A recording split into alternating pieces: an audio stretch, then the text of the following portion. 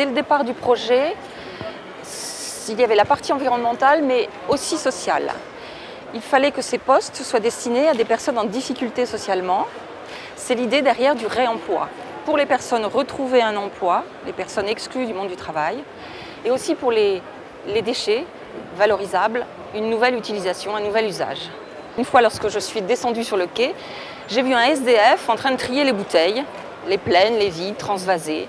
Et là, le tilt, je me suis dit, pour régler le problème, améliorer la situation environnementale, on va proposer un poste à des personnes en insertion.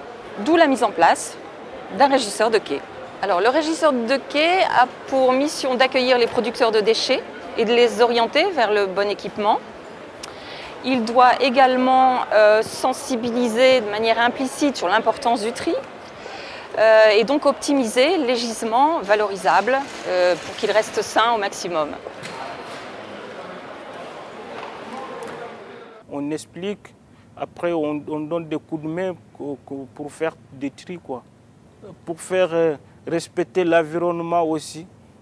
Le quai il est beaucoup plus propre. Tous les gens qui passent ici disent toujours le quai il est toujours propre, il n'est pas sale, il n'y a rien à dire, quoi. Sa présence assainit d'une manière générale le quai aujourd'hui. On a aussi plus de réactivité sur les pannes de compacteurs. Il peut très vite prévenir son responsable qu'un équipement ne fonctionne pas. Il intervient sur le stationnement sauvage derrière les bennes qui empêche les camions de venir récupérer les bennes. On a moins d'allers et retours à vide de camions. Et également, il évite les dépôts sauvages de tous ordres.